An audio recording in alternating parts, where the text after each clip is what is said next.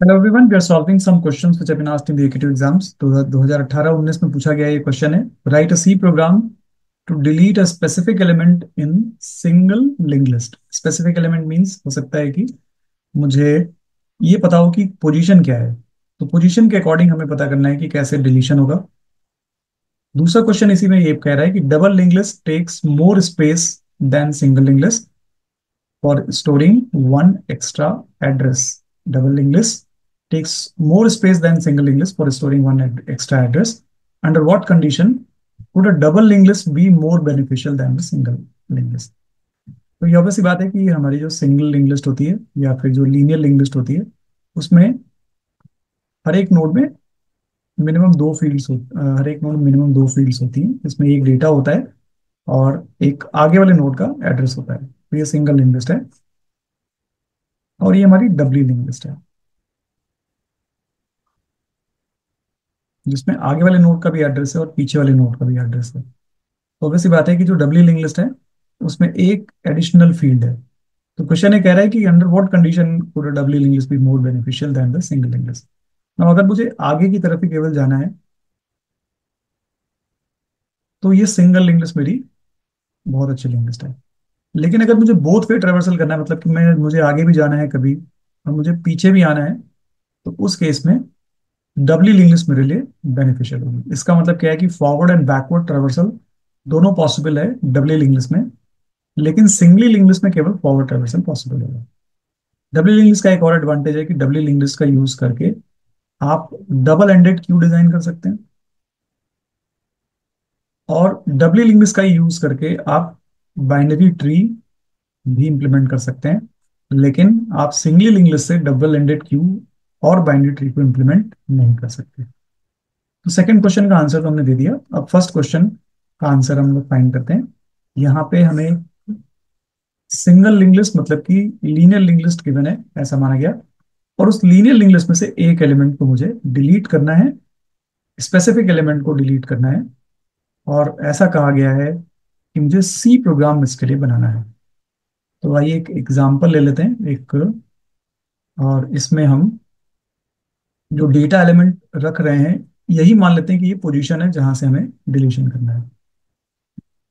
तो अगर मेरे पास ये ऐसी लिंक लिस्ट गिवन है और this is denoting the start of the link list, तो जो पोजीशन जहां से डिलीट करना हो सकता है वो हो सकता है स्टार्ट पहला पोजीशन, या बीच में से किसी एलिमेंट का डिलीशन, या एंड से किसी नोड का डिलीशन।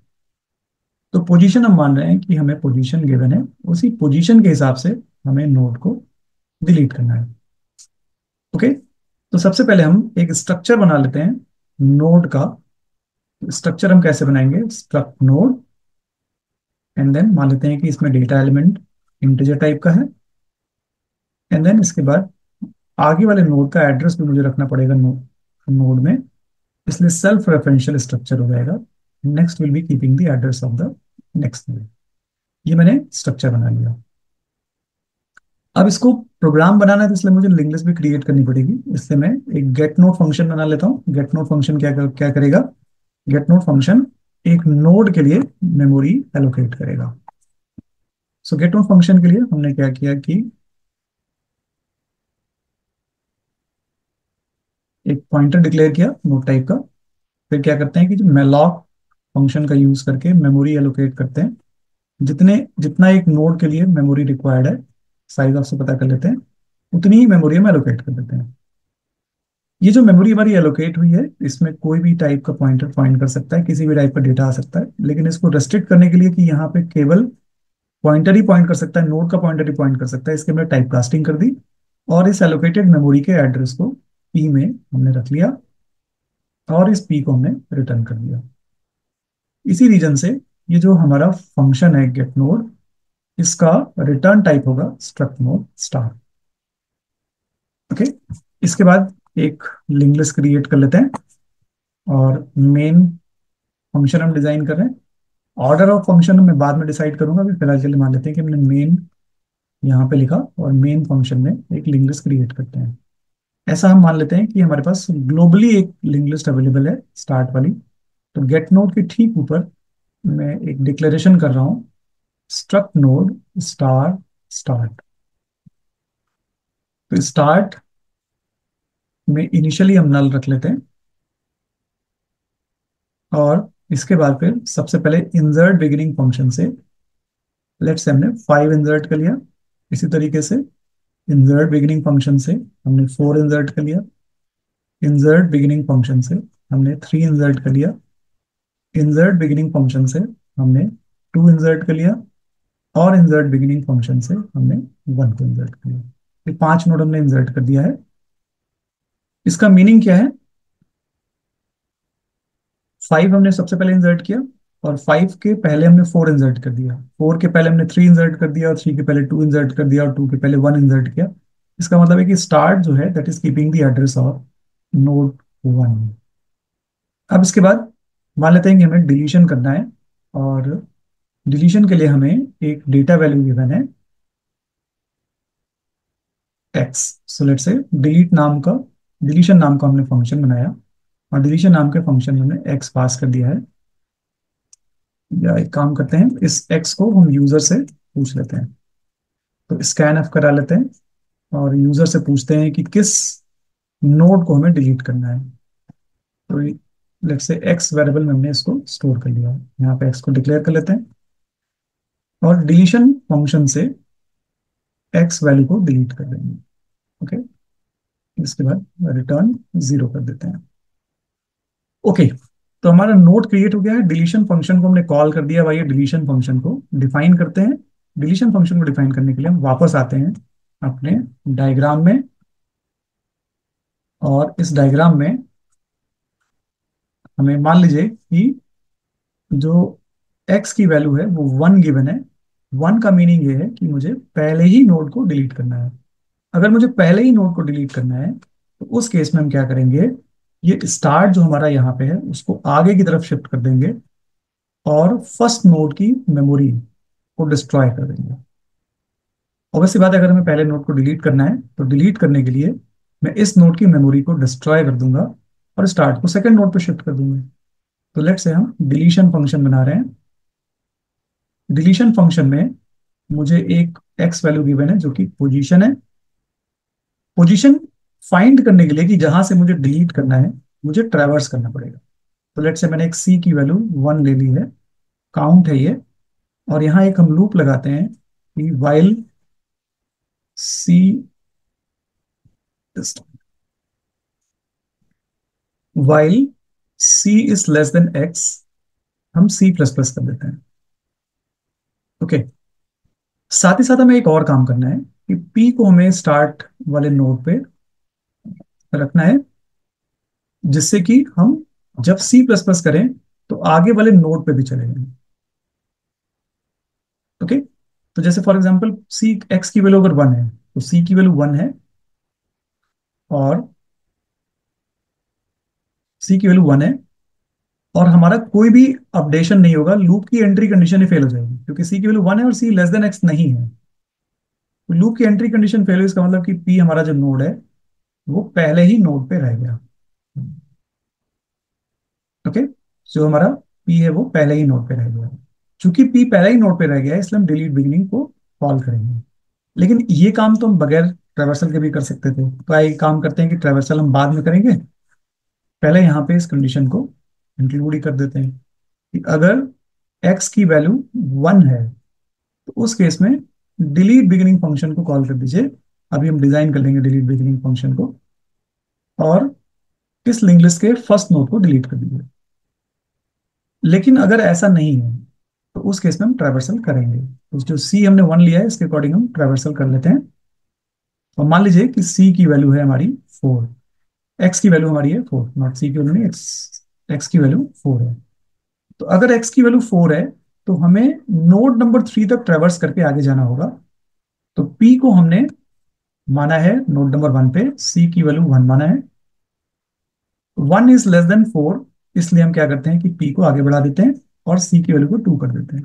और 2 इज ऑल्सो लेस देन 4, तो पी को हम आगे बढ़ा देते हैं और सी की वैल्यू को 3 कर देते हैं। ओके, 3 इज लेस देन 4, इसका मीनिंग क्या है कि हम वंस अगेन पी को आगे बढ़ाएंगे और सी की वैल्यू को 4 कर देंगे।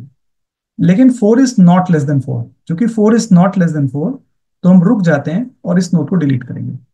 जो ये वाला नोड है, उसको डिलीट करने के लिए उसको डिलीट करने के लिए मुझे प्रीवियस नोड का एड्रेस होना चाहिए, जिससे कि मैं प्रीवियस नोड के नेक्स्ट फील्ड में पी के आगे वाले नोड का या फोर्थ के आगे वाले नोड फिफ्थ का एड्रेस रख सकें। तो इसका मतलब ये मेरे पास इनसफिशियंट डेटा है, मुझे एक बार एक और पॉइंटर लेना पड़ेगा, और अपनी तरफ से मैं एक क्यू पॉइंटर भी दे देता हूँ।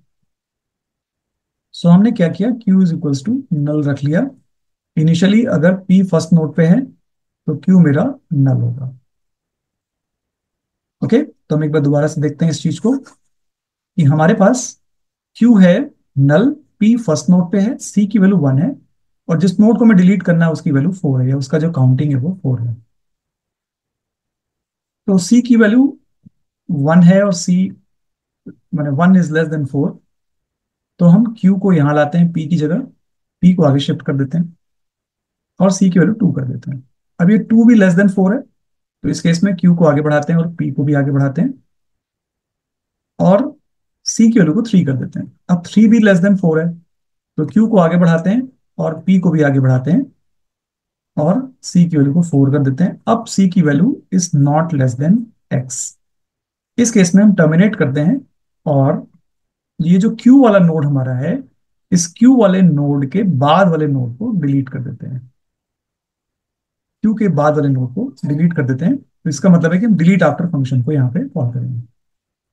तो सी की वैल्यू हमने 1 लिया है, आप चाहो तो सी की वैल्यू 1 को इस एल्स कंडीशन में रख सकते हैं। तो हमने यहाँ पे लिखा while C is less than X, हमने कहा C plus plus and P, P को पी डॉट नेक्स्ट करना है, लेकिन उससे पहले क्यू को हम पी पे लाते हैं, and then P is equals to P dot next कर देते हैं। इसके बाद हम करेंगे डिलीट आफ्टर फंक्शन को कॉल, और नोड क्यू के बाद वाले नोड को डिलीट कर देंगे। So this way we will perform the deletion. जहाँ पे भी मिसिंग सेमी कॉलम्स है हम इनको लगा देते हैं, जो डिक्लेरेशंस रिक्वायर्ड है हम उसको भी यहाँ पे सही कर देंगे, और डिलीट बिगनिंग और डिलीट आफ्टर फंक्शन को लिखेंगे। लेकिन उससे पहले सारे डिक्लेरेशन को हम कंप्लीट कर लेते हैं। जैसे पी इक्वल्स टू स्टार्ट आपने लिखा, तो यहाँ पे डिक्लेरेशन होना चाहिए कि struct node star P is equals to start, declaration कर दिया। क्योंकि क्यू भी पॉइंटर है, इसलिए क्यू को भी यहाँ पे डिक्लेयर कर देते हैं। फाइन, वेरिएबल सी यहाँ पे डिक्लेयर कर देते हैं, integer C is equals to 1। I don't think इसके अलावा मुझे किसी और वेरिएबल की आवश्यकता है। तो डिलीशन फंक्शन मेरा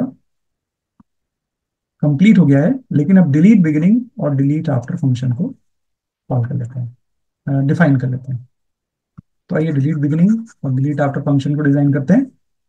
सो डिलीट बिगिनिंग क्या करेगा, पहले नोड को डिलीट करेगा। जब भी हम पहले नोड को डिलीट करेंगे तो स्टार्ट नेक्स्ट नोड पे शिफ्ट हो जाएगा। तो पी मान लेते हैं हमारा पहला नोड है, स्टार्ट को हम सेकंड नोड पे शिफ्ट कर देते हैं, start is equals to P dot next. और पी वाला, अच्छा स्टार्ट अगर सेकंड नोड पे शिफ्ट हो गया तो स्टार्ट यहाँ आ जाएगा। पी वाला नोड हमारा किसी काम का नहीं है, तो इसकी मेमोरी को डिस्ट्रॉय कर देते हैं। सो हम फ्री पी कर देते हैं। So this is the delete beginning function, very easy one. इसी तरीके से हम डिलीट आफ्टर फंक्शन डिजाइन करते हैं। तो डिलीट आफ्टर फंक्शन के लिए मैं मान लेता हूँ ये वाला नोड जो है वो क्यू नोड है, इसके बाद वाले नोड को मुझे डिलीट करना है। सो डिलीट आफ्टर फंक्शन, और डिलीट आफ्टर फंक्शन में मुझे क्यू नोड का एड्रेस गिवन है, तो स्ट्रक्ट नोड स्टार क्यू, इसके बाद वाले नोड को मुझे डिलीट करना है। तो मैं मान लेता हूँ कि इसके बाद वाला नोड पी है, तो P is equals to Q dot next. एक और नोड हम मान लेते हैं, that is R, and R is equals to P dot next. मतलब ये पी है, इसके बाद वाला नोड आर है। सो पी के बाद वाला जो नोड है हमने उसको आर मान लेते हैं। जब हम पी वाले नोड को डिलीट करेंगे तो उस केस में क्यू के नेक्स्ट फील्ड में आर का एड्रेस आ जाएगा। तो हम यहाँ पे कह रहे हैं Q dot next is equals to R. P node का मेरे पास अब कोई काम नहीं है, तो मैं क्या कर दूंगा कि पी नोड की मेमोरी को डिस्ट्रॉय कर दूंगा। तो फ्री पी मैंने यहाँ पे कर दिया, और डिलीट आफ्टर फंक्शन मेरा डिजाइन हो गया। कुछ इनकम्प्लीट चीजों को कंप्लीट करते हैं, जैसे कि पी मेरा डिलीट बिगिनिंग फंक्शन में पी मेरा अपना माना हुआ फंक्शन था, अपना माना हुआ वेरिएबल था। इसको डिक्लेयर कर देते हैं struct node star P. Similarly P और आर अपना माना हुआ वेरिएबल था इन डिलीट आफ्टर, तो स्टार्टिंग में यहाँ हम डिक्लेयर कर देंगे कि struct node star P and star R. इस तरह से हमने इस क्वेश्चन को सॉल्व कर लिया है। बहुत ही आसान क्वेश्चन है, अगर आप दिमाग को शांत करके इस तरह के क्वेश्चंस को सॉल्व करेंगे बहुत ही आसानी से आप इसका कोड लिख सकते हैं। फंक्शन मॉड्यूलर बनाइए, सेम और मेन फंक्शन में सारी फैसिलिटी या सारे फंक्शनैलिटी को लिखने की जरूरत नहीं है। Thanks for watching this video.